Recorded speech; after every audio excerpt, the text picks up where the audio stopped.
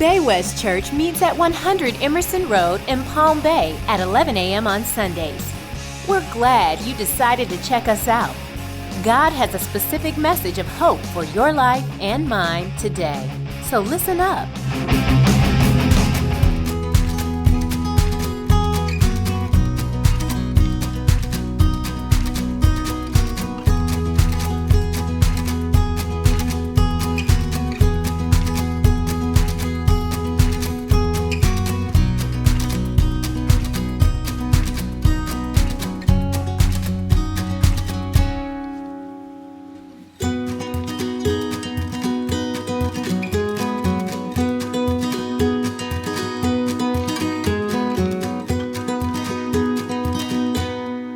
Well, thank you guys so much for coming to another installment of our Modern Family series.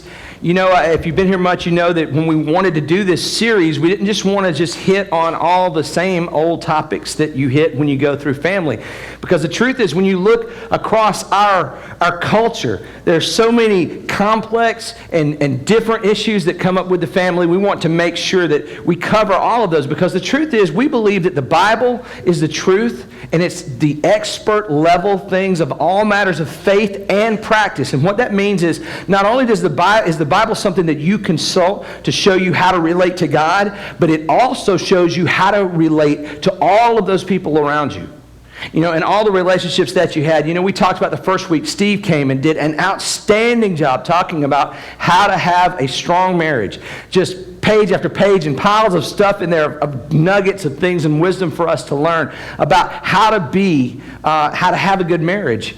And one of the things that I remember most is that picture, the visual at the end. It was a triangle, and it had Jesus at the top, and it has the husband and the wife at the bottom. And the picture was, as you try to grow closer to Jesus, you will automatically grow closer together because you're both heading to the same place, right? You know, that's always a good thing. I think that's a good thing for the church to remember as well. You know, as we're in the church, you know, we're all coming from a different place, but we're all trying to go to the same place. So as we grow closer. You know, last week we talked about the aftermath of divorce. You know, we talked about that divorce has become a big issue throughout our country, and we talked about that while, yes, it's true, I feel like the church has had some tough times learning how to deal with the topic of divorce, because we talked about in Malachi where it says that God hates divorce. And yes, that's true, but the truth is God hates divorce, but He loves the divorced.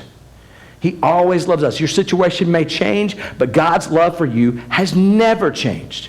And the promises that God has in His book, in His Bible for you are still true. You know, it may be different. I shared with you a friend of mine last week. My wife told me I didn't finish this story. Last week we started off talking about a friend of mine named Mike, who had been divorced at an early age and then had come to know Christ later and got remarried and was a part of my church and wanted to go into worship ministry. And he had been like, well, but I'm divorced. I can't do that. You know, and there's some things out there like that. But what's honest, I didn't share with you last week. We kind of stopped there, and I meant to pick it up at the end, and I forgot. But what happened is Mike, eventually, when I left, he became the interim worship leader at the church that I left from. Eventually, he went on to be a part-time music minister, and then he retired from Delta in his early 50s and became a full-time music minister for about 15 years. He recently retired not too long ago because he's had some back issues and some things that caused him not to be able to do it as much anymore. But God had a plan. And God has a plan for everyone. If you're not dead, God's not done.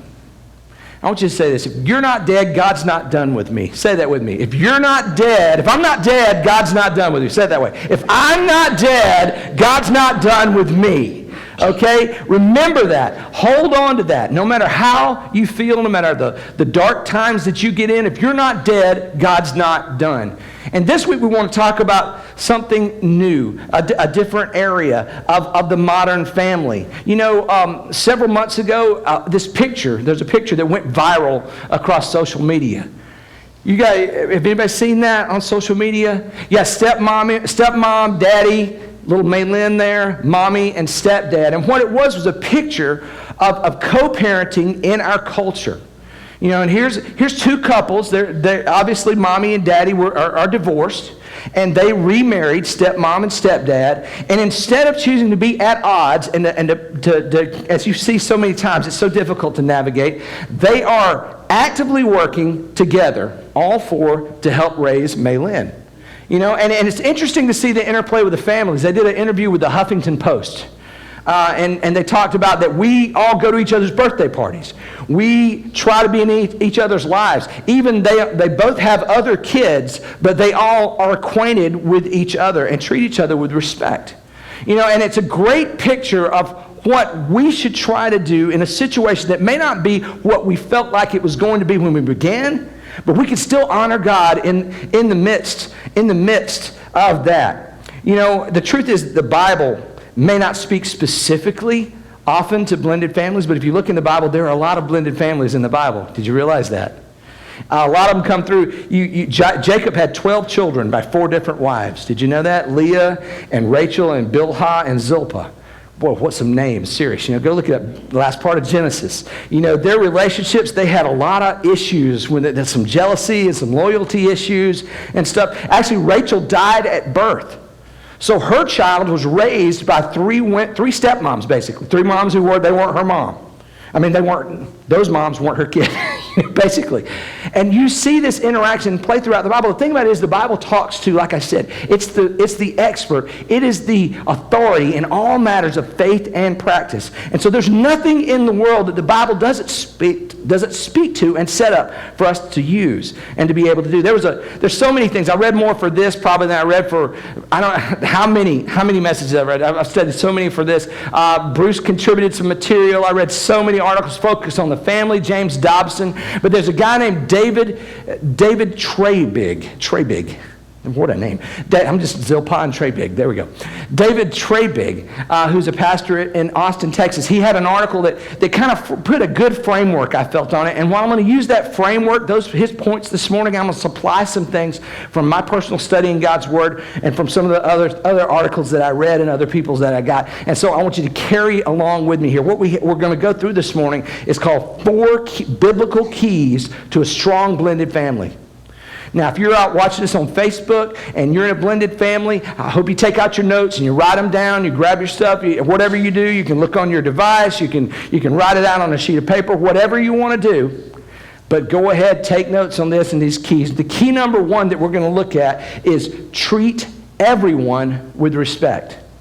Now, see, I think this is one of the most important keys to having a strong blended family. But I'm going to tell you, this is probably the hardest thing to do in many ways, because what you realize is when a marriage separates, you know, there's a lot of loose ends emotionally. When you have kids, there's a lot of loose ends emotionally with kids. You can imagine sibling rivalry. Well, now you have step rivalry. Because you're like, okay, well, I was number 1 in the grade point average. Now they're a little better. Okay, does dad and mom love them better? You got there's this new dad in the picture, and he's going, okay, does he like me? Or, you know, is he being really friendly to me? Is he doing it just to get on my good side or something? Or is this real or something like that? And there's this relationship building, and then you look and there's leftover things. But my dad, this is a new dad, but that's my not old dad, but that's my biological dad, and I've got to have both of these relationships here, and I want this guy to replace this guy, and I don't want anything I do for this guy, I don't want it to make a statement about how this parent doesn't like me or something. And then you have relationship in between. You know, you come from the parent end, and you're like, okay, wow, they seem to have more fun over there at that house. Man, I'm a little jealous. Maybe I'm not doing my job, and they don't like me as much. And there's all these emotional ends. And even within the marriages that have separated, you might find people looking over at the other marriage and going, wait a minute, you know, well, you didn't like that when I did it, but now it's something different. And there's all these emotional things these loose ends that are left. And if you're not just prepared for that, you know, that can really gum up your decision making and your relationships with others within the situation. It might make it tough to treat everyone with respect. But now 1 Peter 2:17 tells us, though, that we should show proper respect to everyone. Love the family of believers. Fear God. Honor the emperor. That's a weird one to stick at the end, but it's talking about we should honor and respect Everyone. We show proper respect to everyone, especially in this situation. You know, I loved Emily that was in the picture above. She's the stepmom on the far end. She was quoted in the Huffington Post by saying, this is one of the keys that they use to make that work. They say, we always respect the people involved because how you treat the other parents is a reflection of who you are. That's a really astute statement. I don't know what her belief system is, but that's very true. And it's true in any situation. How you treat others with respect is more of a reflection of who you are than who they are. If you remember that in all your relationships, how I treat this person is going to reflect on who I am more than they are. You may think, well, they're a dirt road scoundrel. I don't want to treat them nice. Well, how you treat them is going to say more about you than it is about them. You know, especially I think it's possible to try to avoid causing offense or strive to be flexible. You know, I think it's important, they talked about as well, to leave former disagreements with an ex in the past if you can. That's forgiveness. When you forgive someone, that means I'm not going to bring it up and run it back over again. And I'm going to tell you, I've talked about this many times. We talk about the Bible to ask Jesus, how many times should I forgive someone? 7? You know, that's kind of the good round number for the Pharisees. But what he said was, no, 70 times 7. In other words, and that's not 490 about something. That means endlessly forgive. And what I think that means is a lot of times when I say, okay, maybe Steve said something to me I didn't like, it hit me wrong, and I'm going to forgive Steve. You know, now, okay, I forgave Steve, and I walked away, and 2 hours later, I'm like, well, Steve said that to me, man. I'm just, nope. I said I was going to forgive Steve. Okay, that's 2, okay? And I keep on going, and then 3 days later, you know, Steve looks at me cross-eyed, and I'm like, aha! He's thinking the same thing he said the other day. I want to, you know, and you can't do that. I know, I made a choice. I'm going to forgive what Steve, and I'm going to put it down, and I'm going to drop it by the wayside, and I'm not going to pick it back up and hold that against Steve again. That's what forgiveness is. And you can see it's difficult. Maybe you've been in that situation. Someone's hurt you. Someone said something to you. And you've carried it with you. And you've tried to forgive them. And you keep thinking back. And you tried and you keep thinking back. And sometimes you think, I'm just unable to forgive. No, that's not true. It just means you need to keep adding on to the 7 times 70. And continue forgiving. And make the statement, once again, okay, I know that hurt, but I'm going to forgive them, and I'm going to act as if that did not happen with them. I'm going to give them a clean slate and walk forward. You know, and we talk about forgiveness all the time. Forgiveness is about letting you out of prison. It's not about, we think it's putting somebody else in prison when we don't forgive them, and we hold it against them, but the truth is it's letting yourself out because you are the one in prison when you in the prison of unforgiveness. I think with ex-spouses, you know, we're supposed to honor people, but I think one of the hardest situations, and you see this sometimes, is when one spouse, there's kind of the tug of war in parenting between the two households, and maybe there's an unresolved hurt or an unforgiven hurt, and sometimes the kids can be put in the middle of that.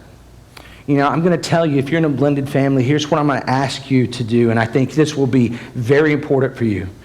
Never speak ill of the other parents in the situation to your child. Never. Never speak ill to them. And he said, well, Jim, some of them, they deserve it. Let me just give you my list of what they did. And I said, and I would probably, if you gave me your list, I would go, you know what, you're absolutely right. They're just dirt roads. Let's go over there and I'll kick them in the head for you, okay? You hold them, I'll kick them.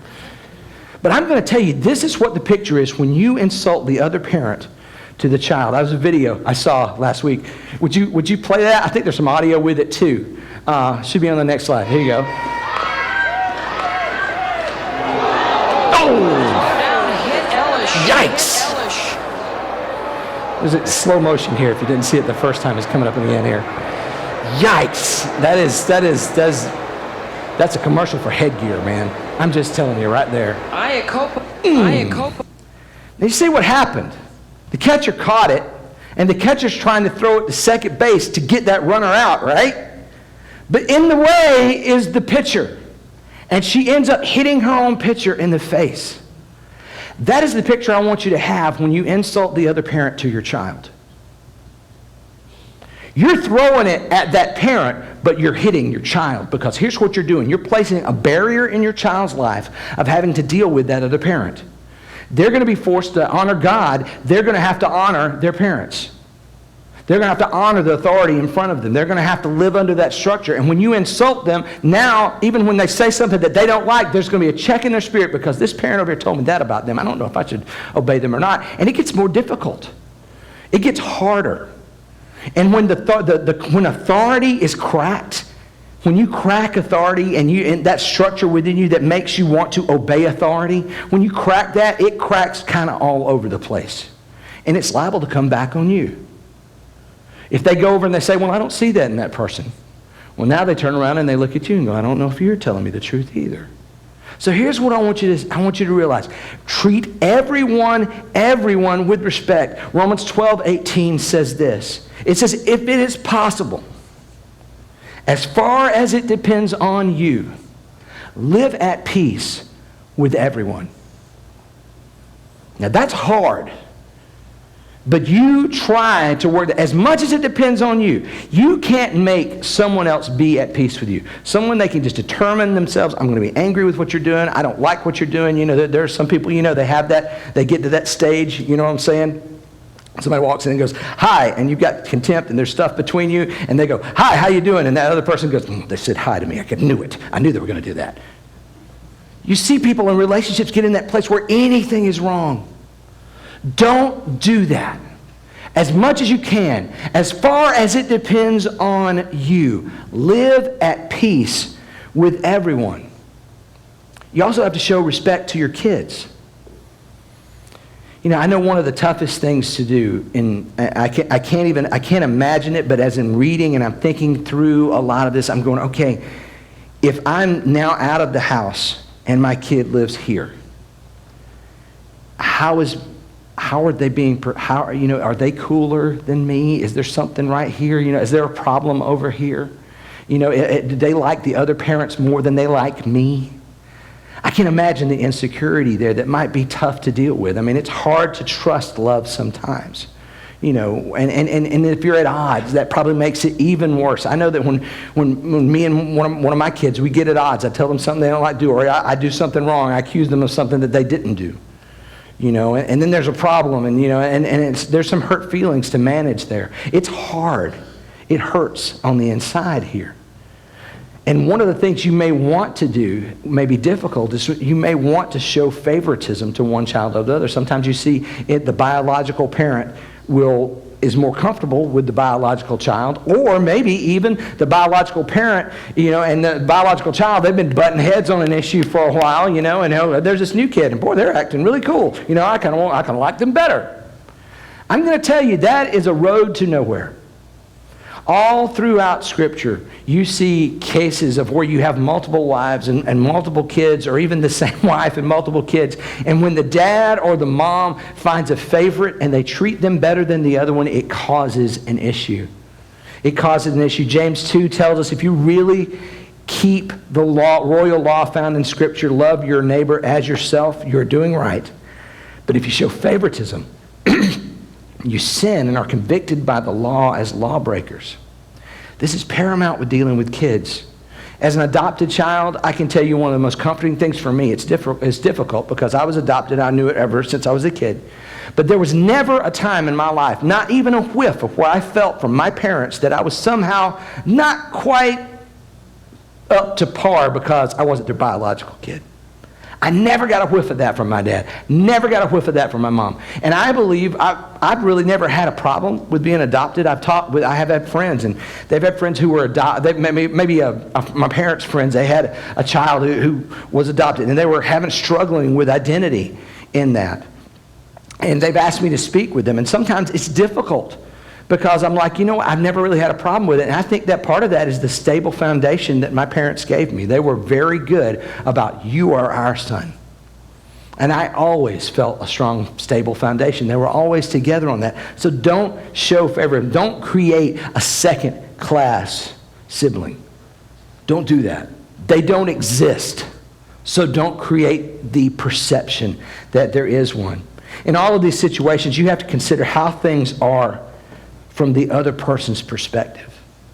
Imagine this. What if, of course I can imagine it, NBA is like this a lot of times. You know, anybody watch NBA people who watch football, watch basketball, NBA? You ever go and you watch one game and you're like, wow, they're calling a lot of fouls. And then you go to the next game and you're like, boy, they're not calling anything. My team's losing. They're getting hacked. And there's blood on the ground and there's no foul. What's going on? You can feel like that going back and forth from game to game. You know, sometimes it can feel a little bit like that from house to house. There's a different set of rules. There's a different set of standards. Sometimes it's enough to make a problem going back and forth. You may hear, oh, it's more fun over there. They let me play Roblox unrestricted. You know, whatever, I don't know what it is. Whatever it is. Something on the other side.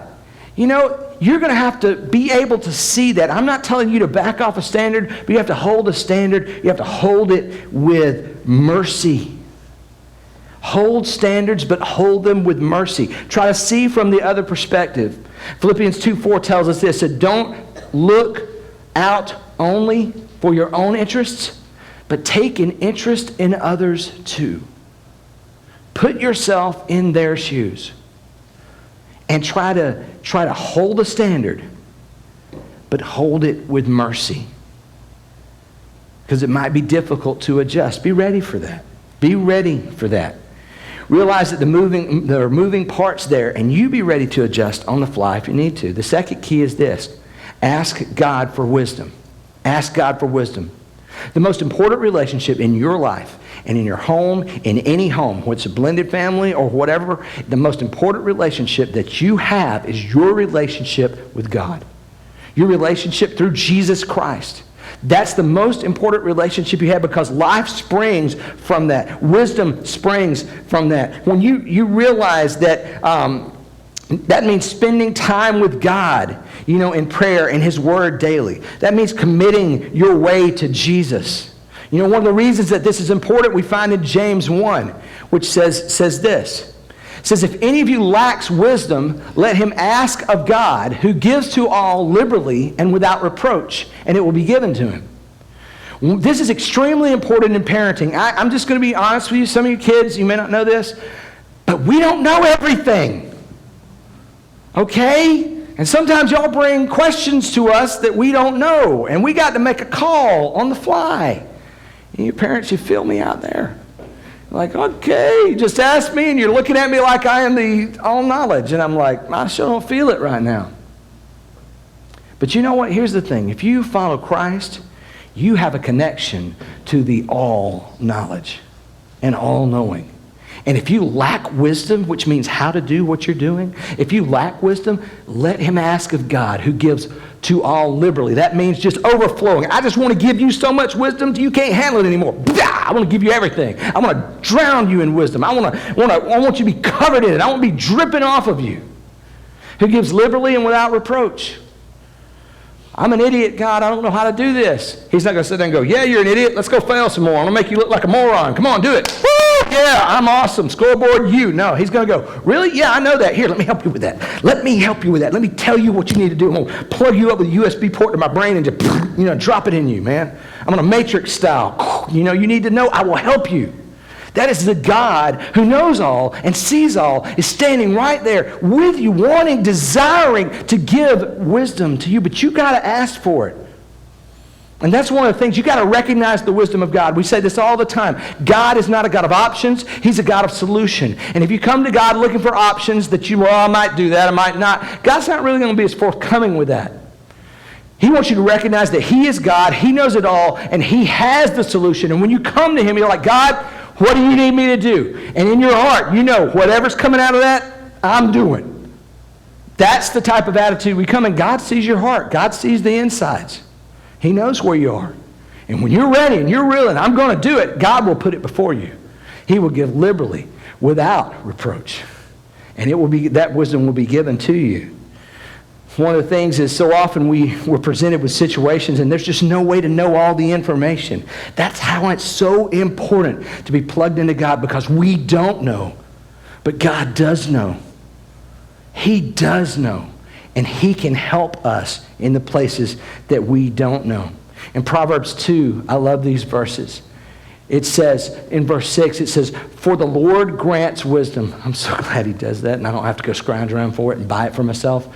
His every word is a treasure of knowledge and understanding. It's just a treasure chest of knowledge and understanding. He grants good sense to the godly, his saints, people that follow him. He will give you good sense. He is their shield, protecting them and guarding their pathway. And I love these next two verses in 9 and 10. It says, he shows how to distinguish right from wrong. You don't know what is right and you don't know what is wrong, and you're a little confused. You get on your knees, you ask the Lord, you seek him in his word, and he will show you the gray area. He will make the gray area very cut and dry for you. How to find the right decision every time. Man, I would love to be able to do that. How to find the right decision every time, for wisdom and truth will enter the very center of your being, filling your life with joy. That's the picture of someone who has committed their way to Christ and has that relationship with God where they come to him over and over. This is a picture of what kind of help I want in my job. This is the kind of picture that I want, of help I want in my relationships. Don't you want that? Wouldn't you like to be the guy that knows?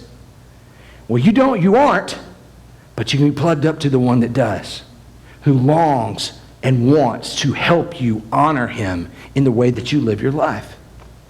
That's amazing. What a deal. It's like having Google and it's actually no fake news in there. It's amazing. You can just search it. God, what do I need to do? Okay, I will do it. The third key is this. You need to prioritize communication. This is huge. I can't tell you. I mean, it's hard enough, me and Katie, we're trying to stay on the same page. You know, we've got like Google calendars and all this type of stuff. And I'm telling you, sometimes she'll tell me stuff, and it just, you know, it doesn't happen to you guys out there, but it's just me. It goes right in here and right out there, and then I've got some like jacked up version of it, and I start charging out to do something, and I've totally messed up all the plans. I don't know if you guys ever done that. I have. And she's like, what are you doing? You can't schedule that there because we've got this. And I'm like, oh, gosh. I can't imagine how it could be when you've got two parents and you're trying to stay on the same page. And then when it comes to rules with the kids, sometimes one of us flexes a little bit, right, on a rule. And then, you know, then the kids are like, hey, this is open up. I can do this now. And the other one didn't get the memo. And you're like, hey, wait a minute. No, you can't do that. And then we have to come back together and communicate. It's difficult with two. Imagine with three. Imagine with four. Imagine with somebody who lives in another place. Imagine if there's a barrier to communication there. That's why you've got to work on these relationships. When you divorce someone and they go start a new family, you don't just cut off all communication with them. It's not going to be that way. If you have kids, you're always going to be a part of their lives in some way, shape, form, or fashion. You need to have a good relationship. One of the ways to do that is to have good communication. Communication is more important than ever.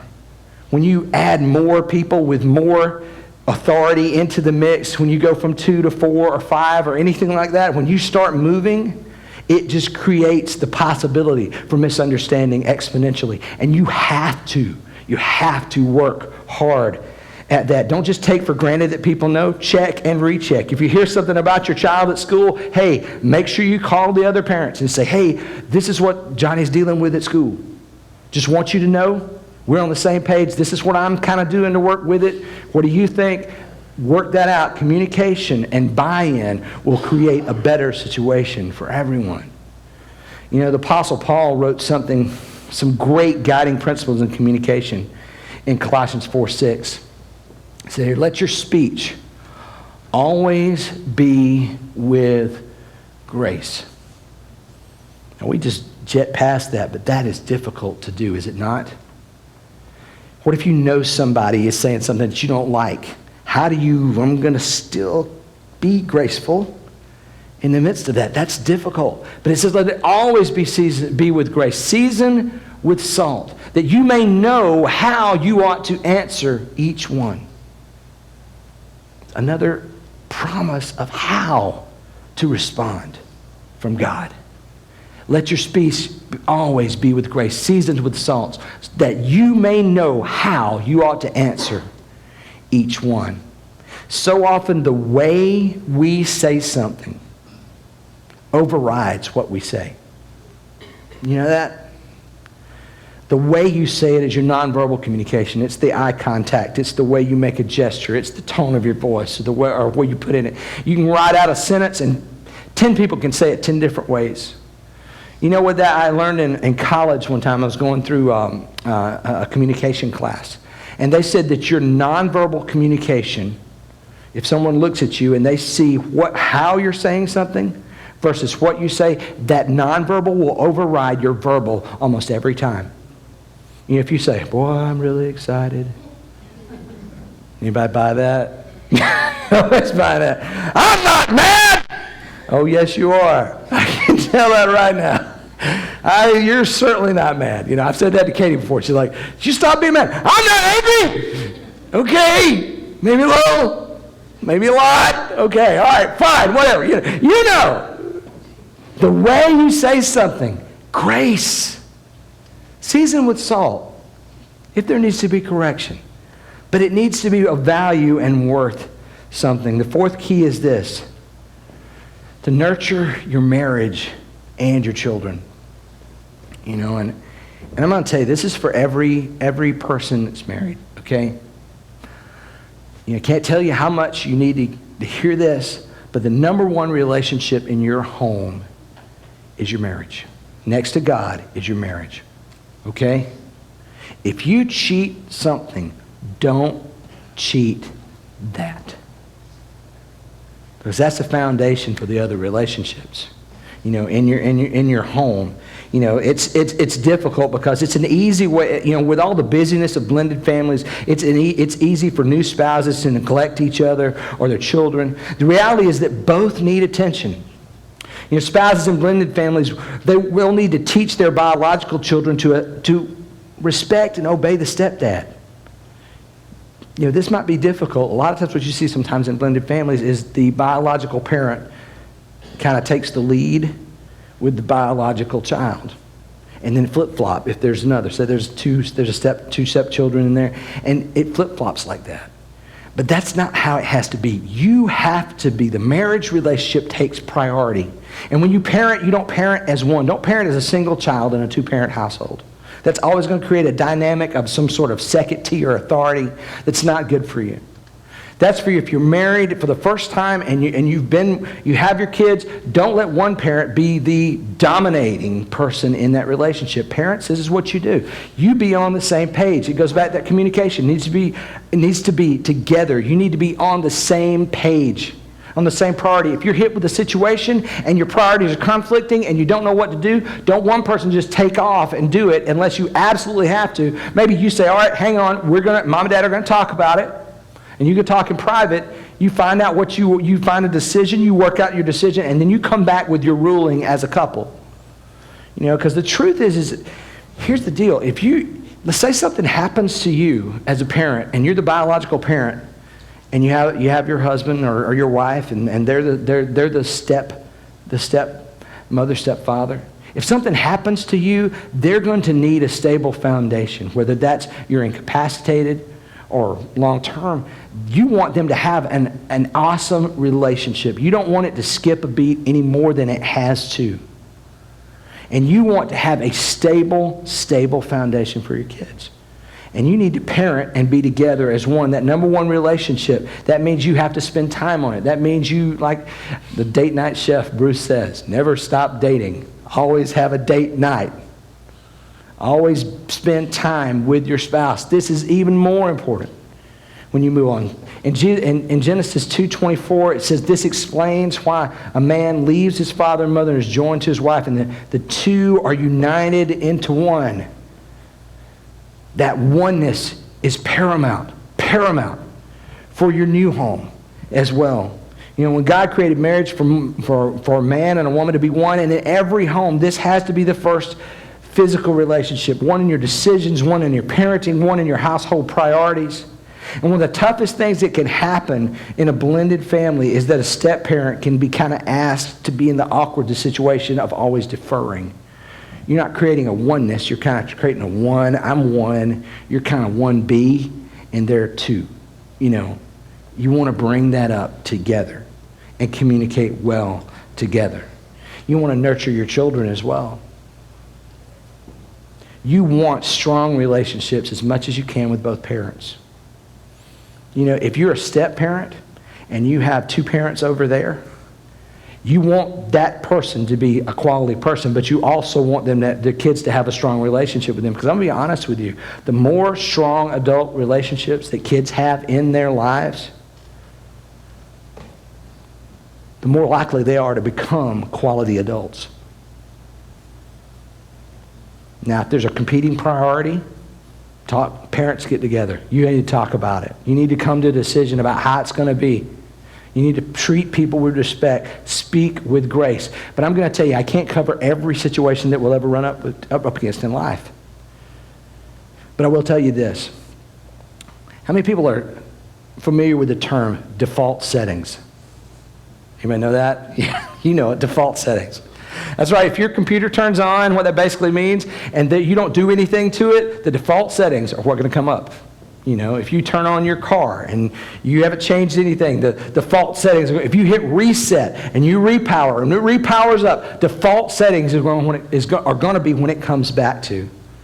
There's a scripture in 1 Peter, and it gives us what our default setting should be. It says, above all, love each other deeply, because love covers over a multitude of sins.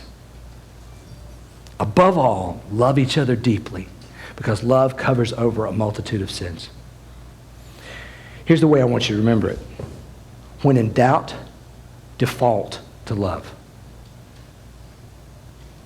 In any situation that you're in, when in doubt, default to love. When you are working through pleasant times and it's easy, default to love, because love strengthens a relationship.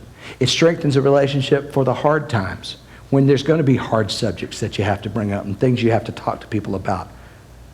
Love is what helps you get across that bridge.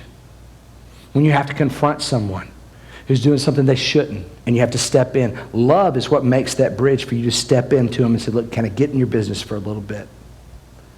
If you've built a solid foundation of love, they can weather that. When in doubt, default to love. And I'm going to tell you, in any situation, your relationship with Christ is the most paramount. All of these things are great and they're good advice. But if you want to see them taken up for a notch, to be able to done in a perfect, God-honoring way, it has to be done from a life who is committed to following Jesus.